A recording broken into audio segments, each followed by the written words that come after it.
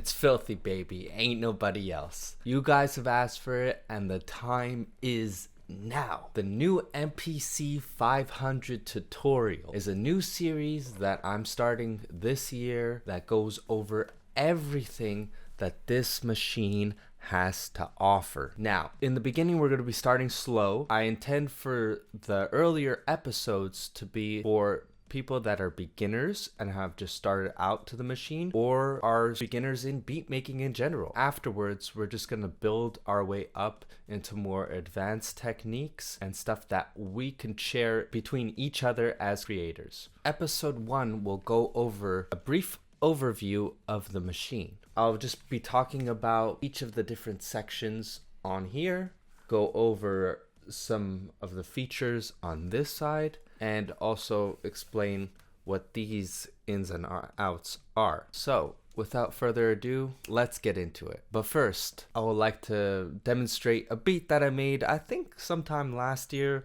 on the machine, just to kind of get you guys familiar with that, and maybe we'll go explore some of these features that I've mentioned through the beat that I made. All right, let's go.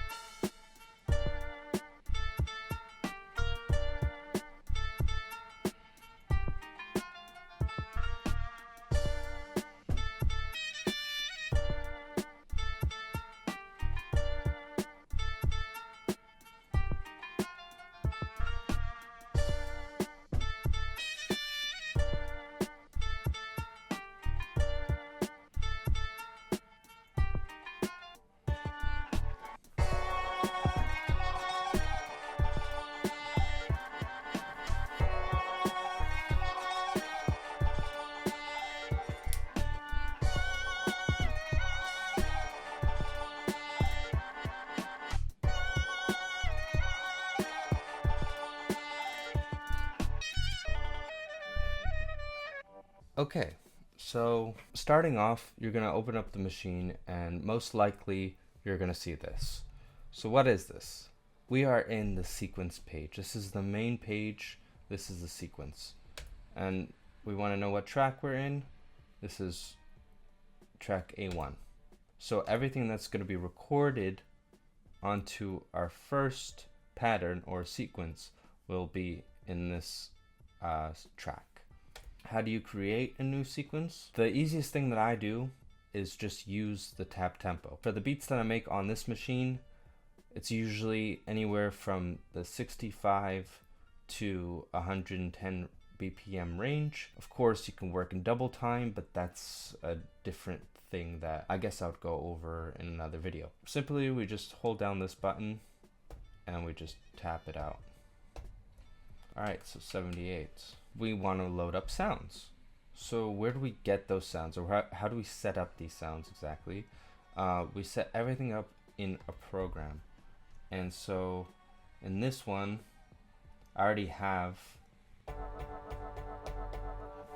a sample over here. But let's say if we want to put a new sample on. So usually what you would do is you would record something in, or load it up from the card. For all intents and purposes, we're just gonna sample something. So I have this clap sound right over here. I would also like to preface that make sure that you have your output set up on your audio interface or wherever you're recording from to make sure. We're just gonna go make this pad A1, but we're gonna name this a clap sound. So we could just do C, L, sorry, A, and then P. put that to D5. So now when we go back into D5, that's where our clap sound will be. But you see how loud this is? Let's say if you want to make it louder when you record into it, you just go back, record, and then auto norm on. So let's do it again. So we go pad D5, and now it's going to auto norm. So now it's a lot louder. But make sure your levels are adjusted so there's no unwanted noise that comes in, and you'll be good. Now I just want to go from top to bottom what all these sections are. So first is going to be your sequence edit. So this is where you copy notes and events that happen within the sequence, from one part of the sequence or from another one, or you can go from the same sequence or to a different sequence. It really depends. From one track to another track, it really depends what you really need, and you can do all pads or you can select 1 or 2.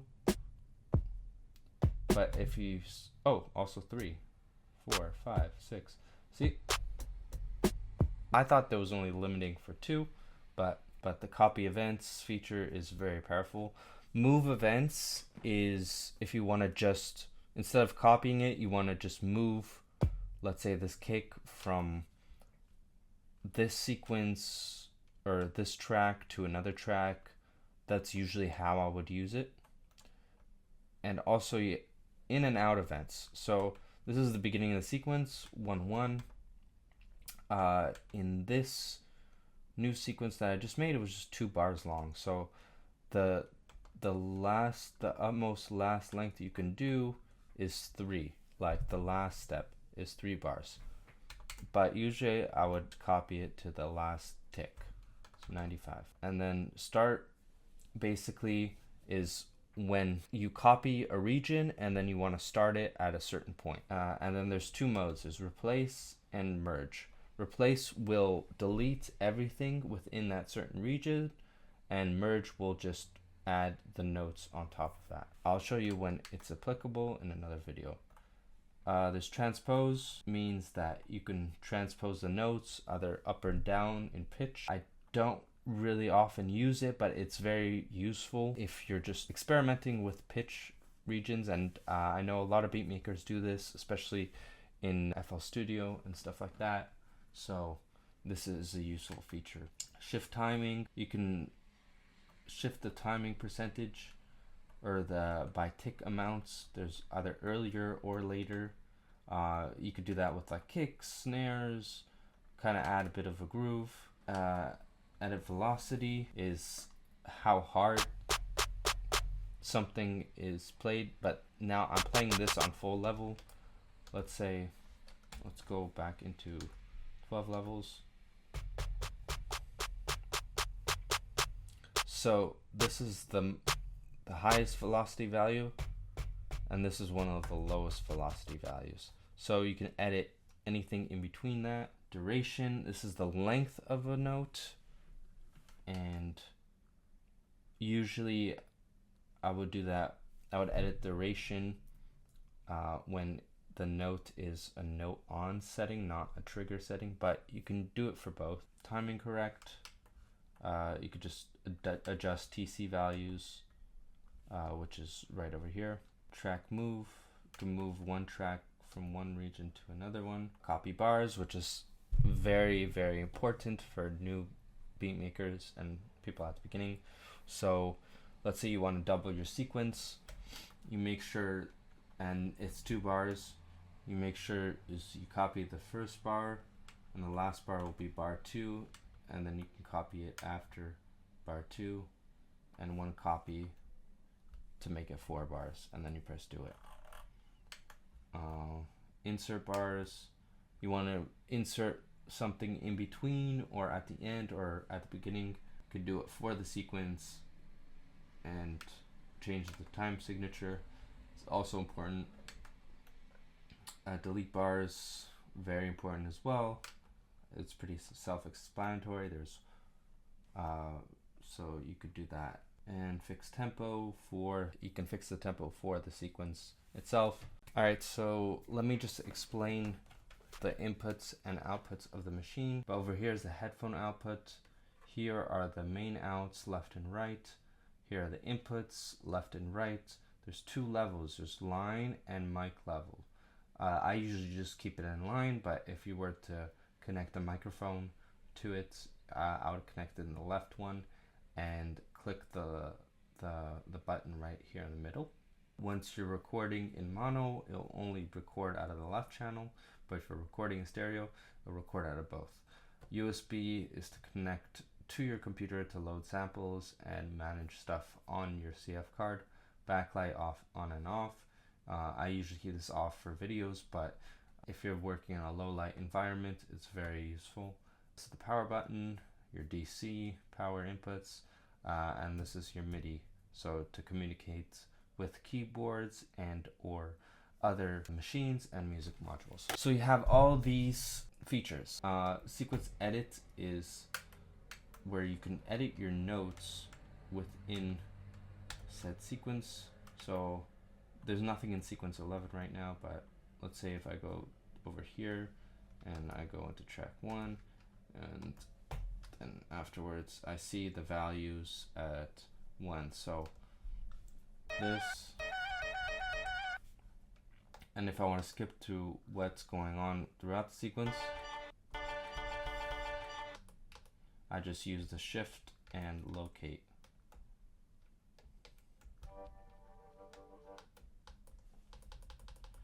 You can change it by increments depending on your timing correct mode. I'm on 16 thirds, but if I put it on 16th, it moves by 24 ticks.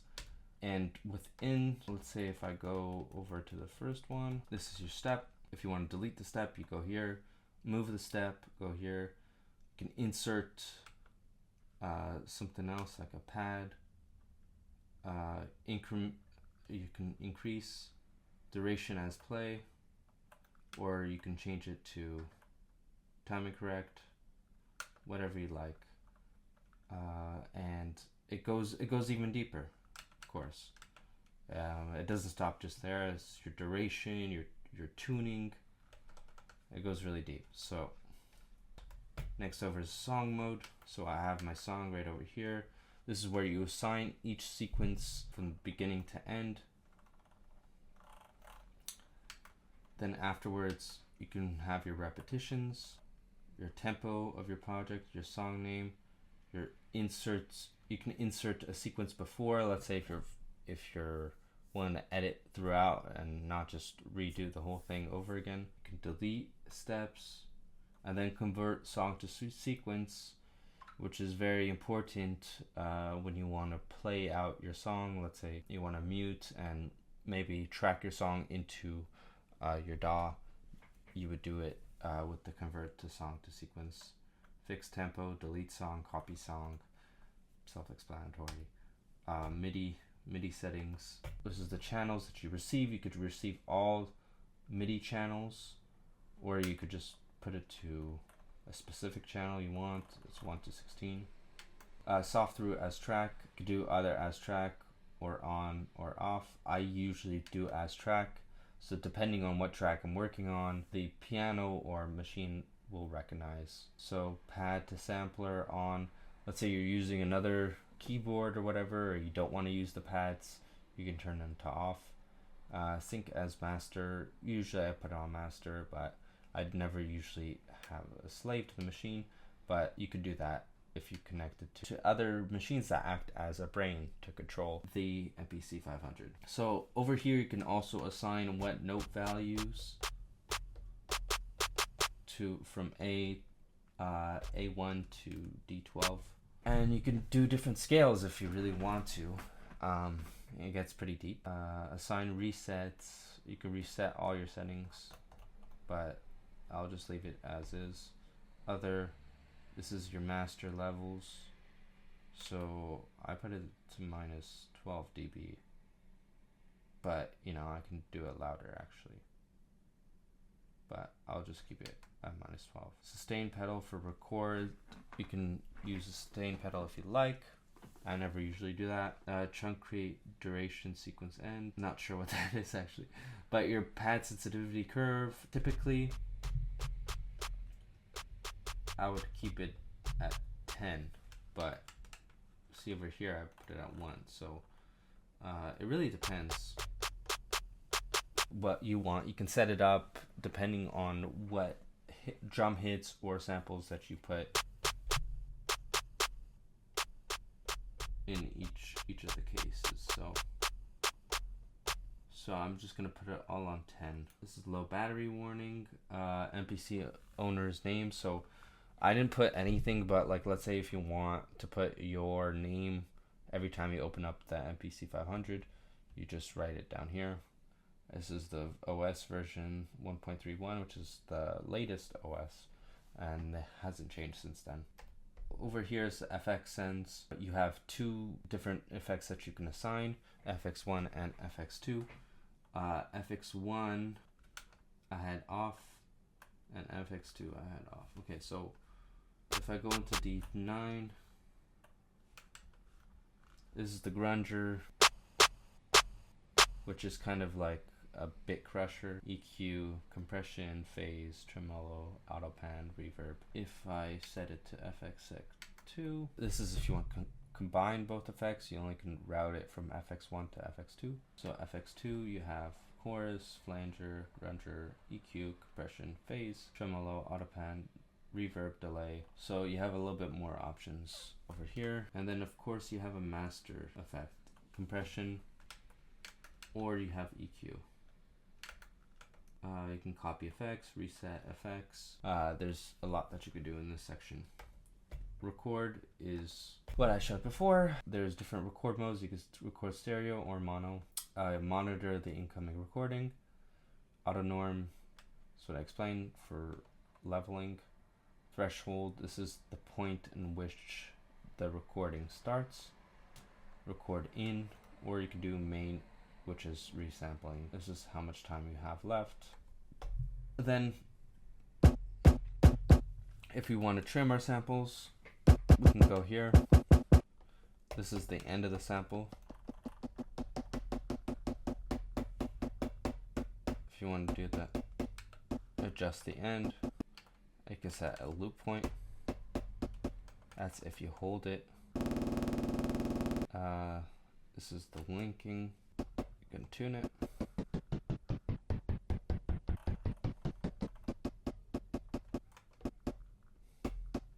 And you can name your samples, and then you can discard, extract, normalize, reverse, stretch, copy, and delete for another video. Program. So we have the sample, right? This is the level, how loud it is, panning, straight in the middle, tuning, play mode, one shot. Note on is like, it plays for as long as I hold down the pad. Velocity range, you can adjust it. Filter, low pass, band pass, high pass. Attack, so you can adjust the levels at the beginning. Decay, to make it longer. Velocity, filter, and this is the velocity will affect the level. Filter, tune, attack, start, overlap, mono. So if this plays over twice, if I keep this to poly, which is what it said at the beginning, but I don't want that, right? So mute group off. Let's say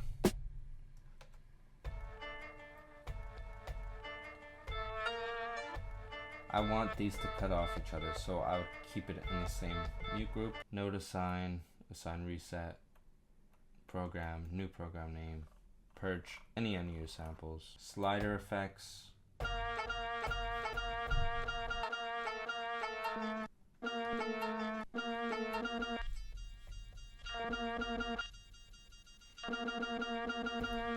That's the sound, like that, level.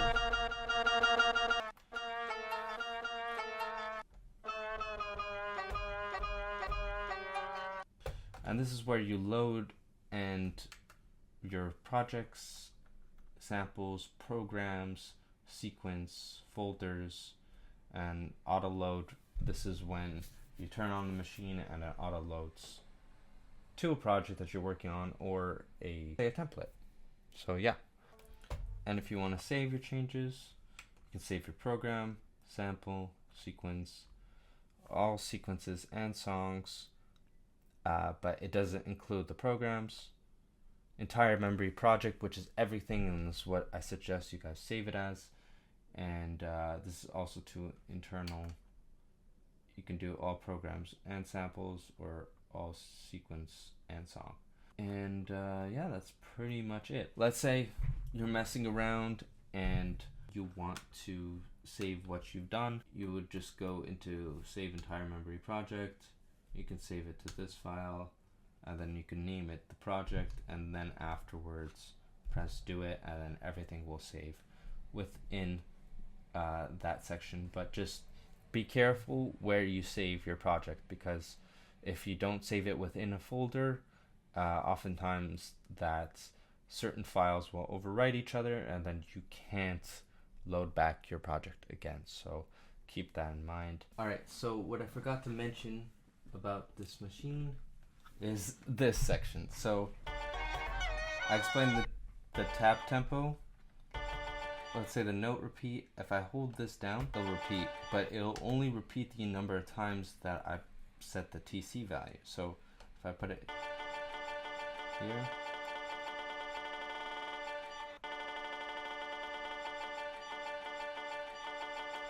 we'll just keep it on 16. Over here, that adjusts the swing percentage as well. Track mute.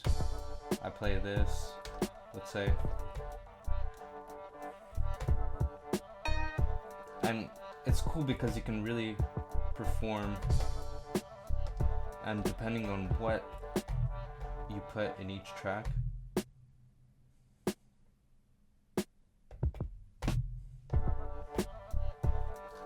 there you go, something like that. Status, it will show you how much of the memory is used and your battery level. Mode, that's how you navigate in between all these different sections. Timing correct, explained it. Metronome, so I put the metronome on when it's only recording, but you could do record and play, or you could do it off. So yep. Numeric, very important if I want to say I don't know, I want to change this to 95, so I go 950. But it could be used for so many different things when you're naming stuff inside the program mode. So let me just go back down to 92. Sequence, params. So the params will change whether or not you're in the track section or the sequence section. So these are your parameters for your sequence, and this is your parameters for your track. So your program assign, mute track, MIDI channel, track type, either drum or MIDI, track name, delete track, default name, stuff like that. Erase undo, this is what you'll be using a lot if you want to go back on something that you did. Erase events, or if you did something, you would go, it will show undo or redo. But nothing, I don't have anything stored right now onto the machine. See your shift, so you can shift, and let's say for naming, you could put that as a capital or use that for events. There are other features as well. Let's say if I play right now, it'll play from the starting point of the from that point of the sequence. But if I go play start, let's do like, I'll start from the beginning. This is recording, so if let's say I'm in track 1,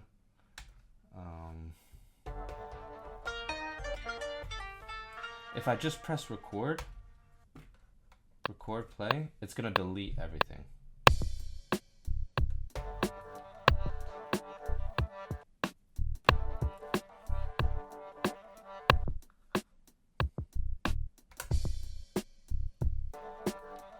See? And now this is where undo comes in.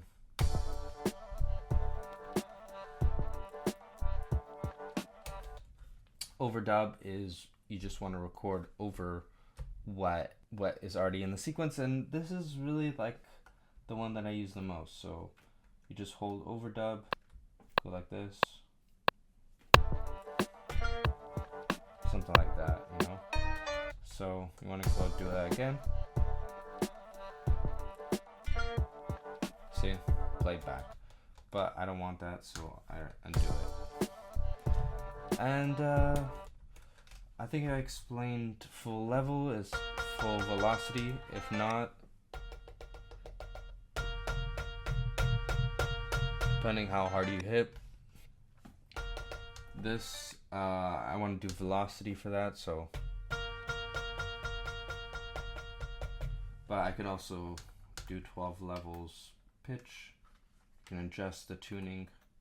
I'll leave it at 0.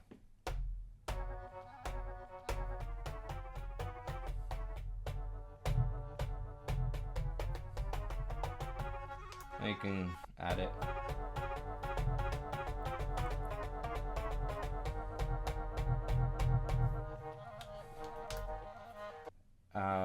This is the cue link, so you can use before or after. I'll explain that in detail on the next one. So next episode will be building your first sequence, so stay tuned. So I hope you guys enjoyed this video. Any questions, comments, concerns, please write down below. And this will be an ongoing series. I want to build this love for the machine together as a community, and we will just bounce off each other's ideas, create something really cool for 2025. My goal is to put out at least 25 videos on the MPC 500. I think it's a good goal to hit. If you guys want to create videos and kind of link it up in the same playlist, feel free to do so. I hope to hear from y'all soon. Catch me next time on building a sequence on the MPC 500. Without further ado, y'all are having a great day, great night, and as always, peace.